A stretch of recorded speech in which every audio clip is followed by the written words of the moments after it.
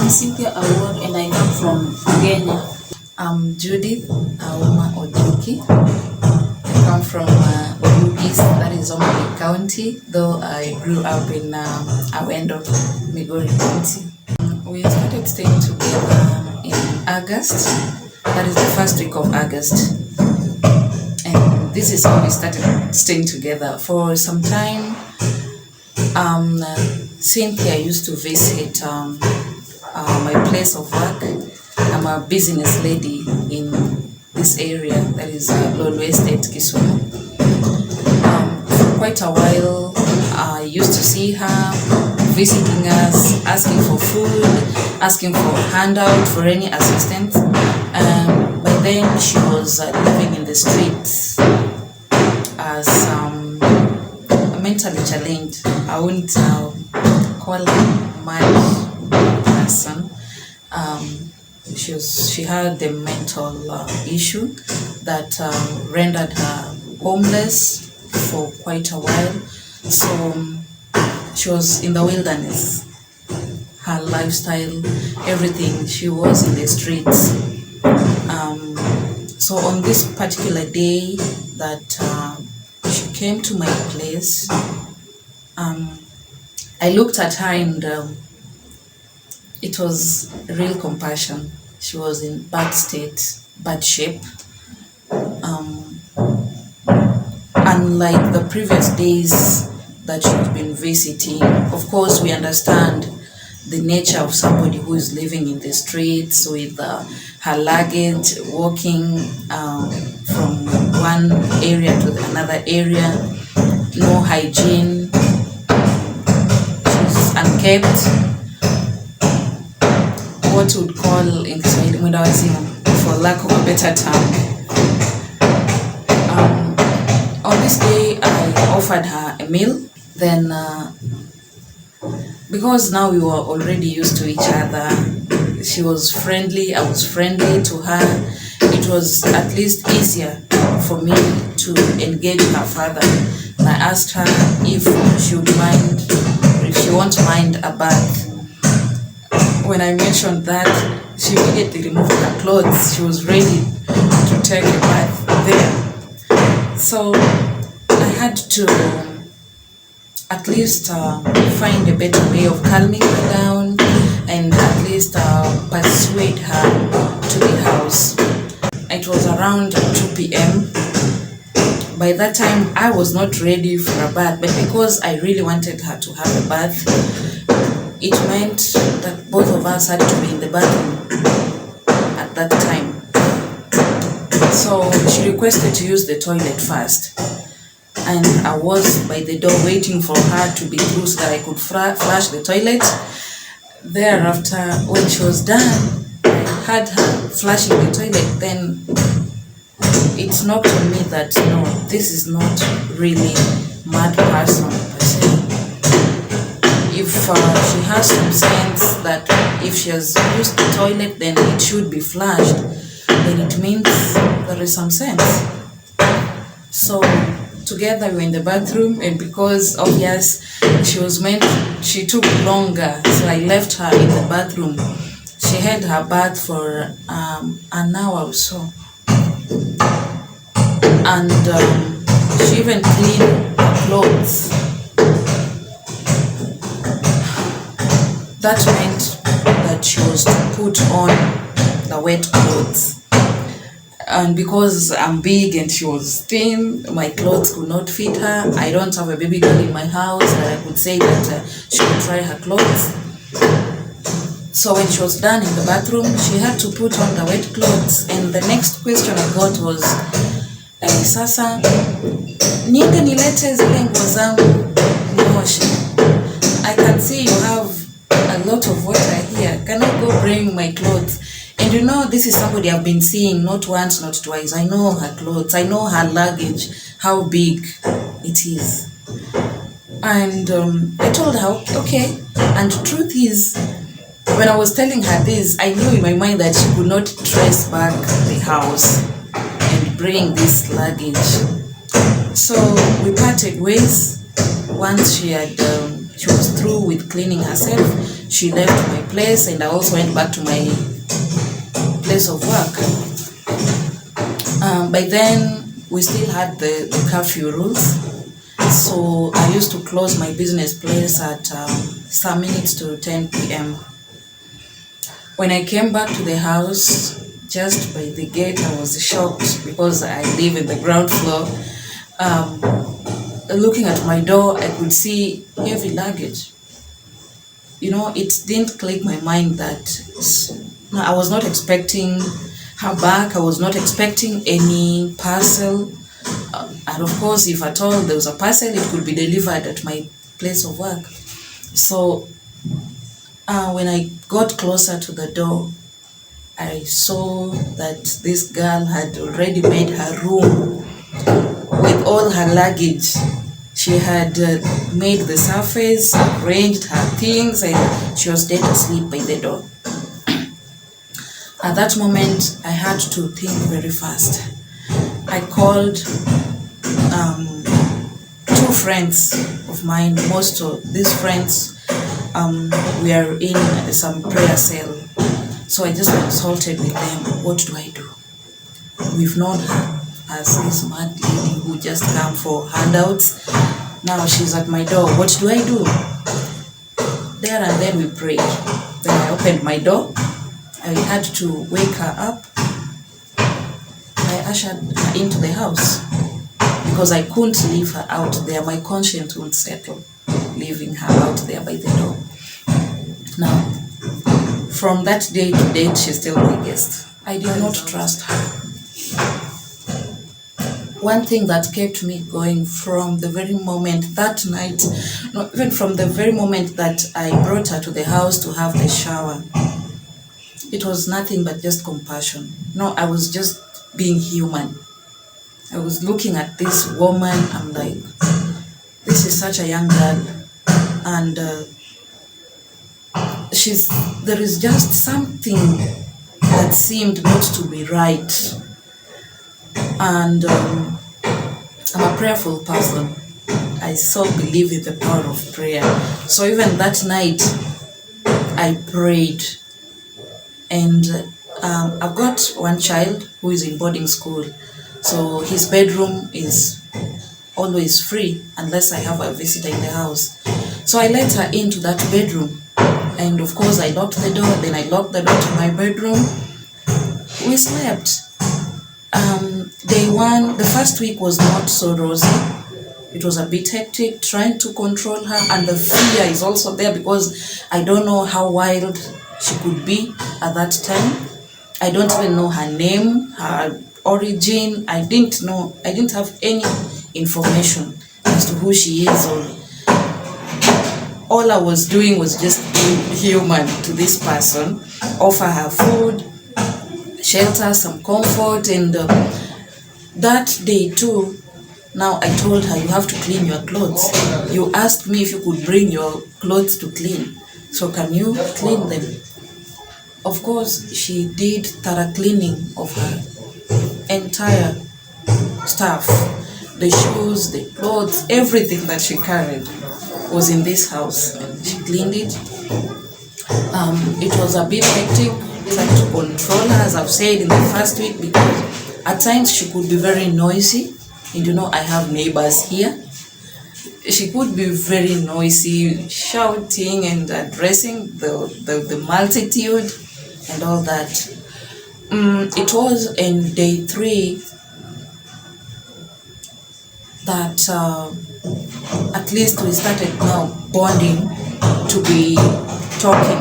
Like I could tell her, go to your room, she would go. Now she started taking commands from me.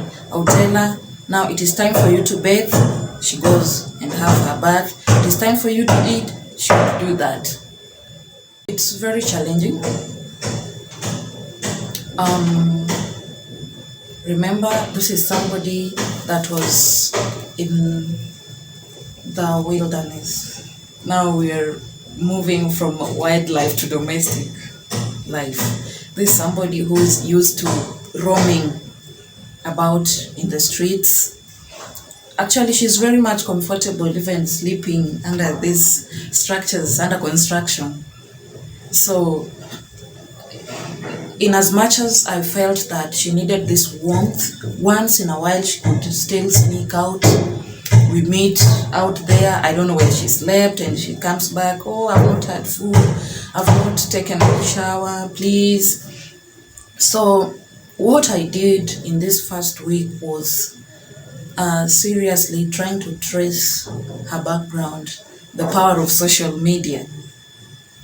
I took as much videos because initially I'd been taking some videos or some photos of her when she visits my place, the eatery out there, and eating. Once in a while we could be taking photos. So even in the house here, I used to take some photos, some videos, and I share online, trying to trace her relatives, at least trying to get some history to see if there is any little way she could be helped. And it's through Facebook that I got some contact, because I shared my phone number and all that. I got some contact who linked me up to the family, an uncle. I called this person, and he confirmed to me that indeed he is the uncle.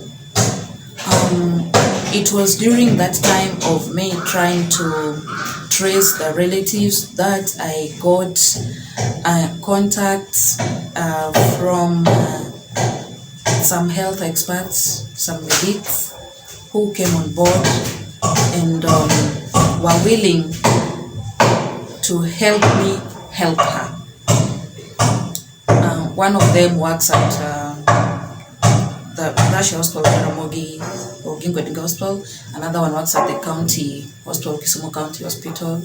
So they came here, they did assessment on her, and I loved the report that they gave, that she can still be helped. The brain is not extremely destroyed, because if you ask her this question, from the way she's responding, from the way she was relating to them, thereafter, now we had to really find a relative for the consent for us to start giving her the medication.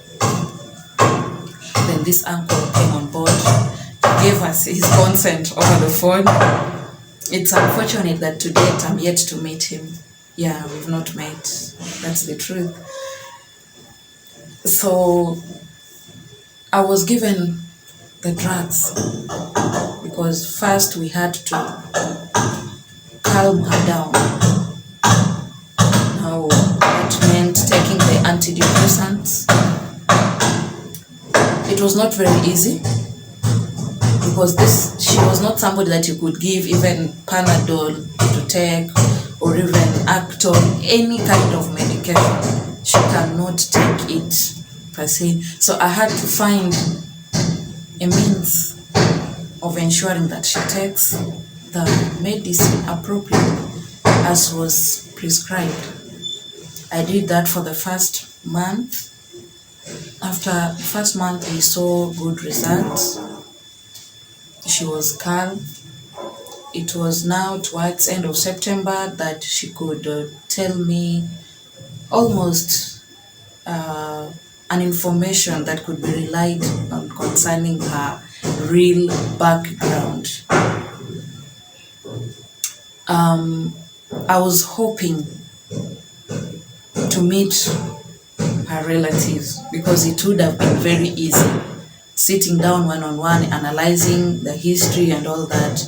But thank God she responded so well with the first phase of medication. And the first time I talked to her elder sister, she's the one who gave me the phone number, just offered. I called and confirmed that this is the elder sister. That was towards end of September. And it's unfortunate again that I'm yet to meet this sister. It's been very challenging. And because I had welcomed her, I took up the responsibility as if she were my sister or my daughter, not really bothered about who has come on board, which relative is willing to cooperate, because it's obvious I can't force them. I really don't know the family setup. We just met here in town. Actually, if you're told that she's a mental case, you can't believe it. Back then, she's somebody who would be in her own world. We were in two worlds apart. Like, I would be talking to her and expecting this kind of a response, and she addresses her own persons, imaginary persons that I don't know. At the moment, I can say that Cynthia is 60 or 70% okay, though she's not yet at 80 or 90%.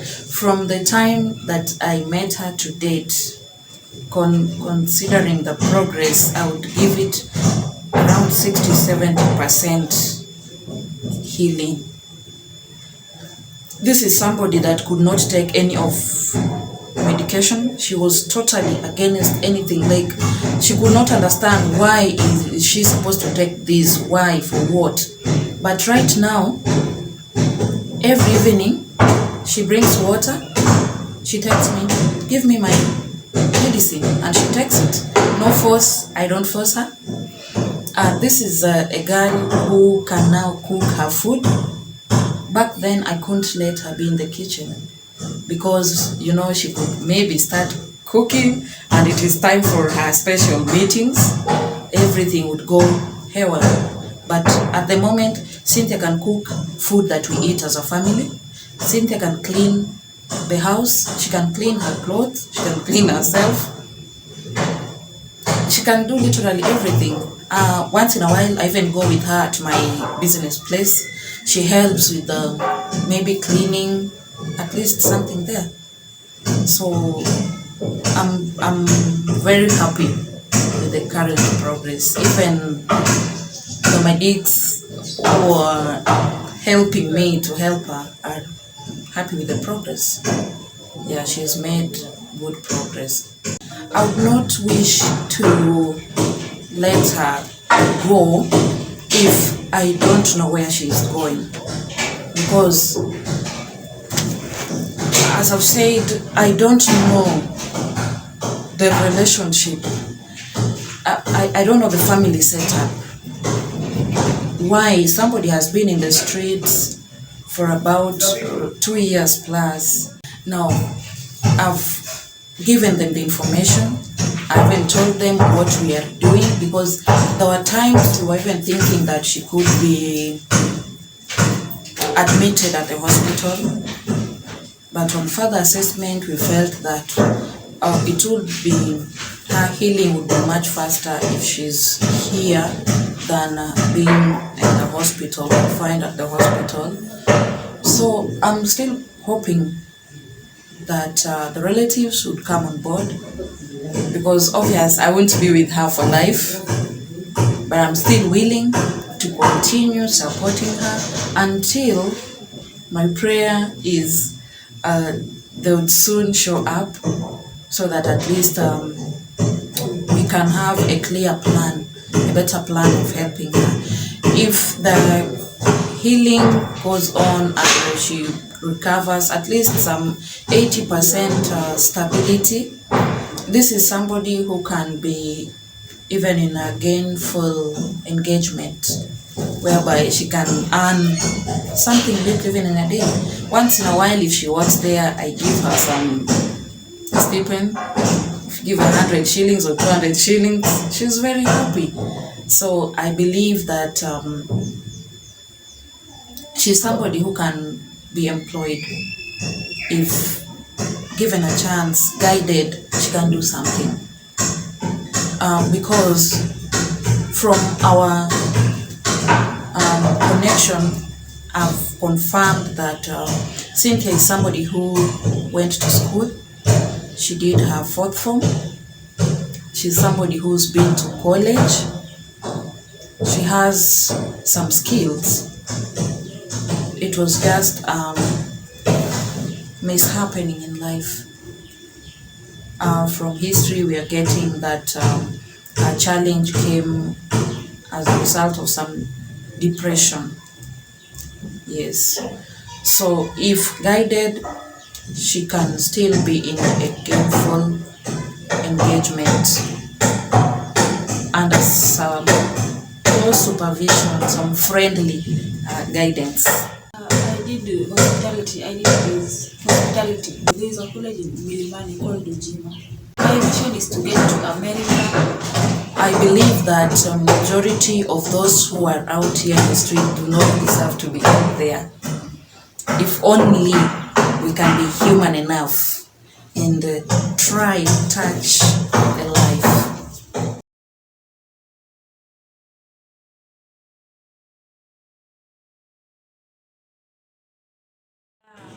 And I have this Dan. Dan is my boyfriend, even though I've had so much issues. In fact, I'm suffering because of him. It's the reason why I've been on streets, I've been suffering. People don't like me. My relatives, everybody has left me just because of that. So he also has a star in work, and it's called teach. So when he gets, we are supposed to go with him.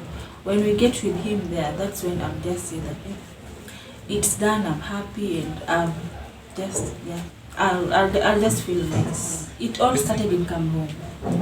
Yeah, he loved me so much like this. So people were jealous, and they started doing things that are bad to me. They would do things to distract the relationship. So he ended up with, there's a girl called Katrina. Katrina went with him to Transoya. Yeah, it all started from Katrina up to now. I've not seen him, we're not with him, but he loves me so much. So he has always been looking for ways to trace where I am, so that we can get back to each other. Yeah, and after we meet, we go to America. That's all. I've suffered so much because of love, just love. I have so much. I can't even work. I can't do anything. We're distracted all around every day, and you can't do anything. Apparently, from the findings, what she's saying is it's true. So it was the origin of her depression that led her to be in the streets. It was mad love. So the truth is, she has some health challenge, which that one she can talk about it. I think that is what made Dan to freeze off the relationship. Based on this health challenge, I think Dan really stepped back from the relationship, and this affected Cynthia so bad. No. Because she was really into it, she was into the relationship. Parents died of HIV, and I got affected by it. Then I was given. From the way she's saying it, that's what she keeps on telling me. Even if she leaves the house and she goes missing for even a day or 2 days or 3 days, she comes back and tells me that she's trying to trace Dan. I was just trying to trace Dan. I went back to where we were staying, because right now she can recall everything, where they were staying, where it started. But the more she thinks of this, it's again hitting back on her. Because if she leaves the house, go tracing Dan for even a day or two, that will mean she'll miss her medication for those days that she's not in the house. There is the stress factor. She's getting stressed the more she thinks of this person. That is why when we are together, I try as much as possible to keep her busy, at least some distraction, so that she doesn't really get to think of this. Because I've studied her. Moments when she's so much into this Dan. Now you see, she talks until she switches off, and the mind gets far away, and she goes into that other world that now she talks to herself. I think I would request for more counselors on board. She needs more counseling sessions from professional. If we could get this, I'd really appreciate, because in as much as I'm trying, but I believe 2 or 3 forces combined, it will greatly help. Because yes, she's on with drugs. Professional counseling is required here. Maybe, not even maybe, we cannot afford to pay. That is the reality. We cannot afford to pay for the counselor. But I believe there are those who, like we have the pro bono lawyers. Is it okay if we can have a volunteer counselor that can help her through this healing process? It is that tough for us to move from that stage at least to another level, whereby she won't be sleeping and thinking of that. Because at times she can even wake up in the night just screaming and crying, calling for Dan. Where are you? You're still with Katharina, you're still with so and so.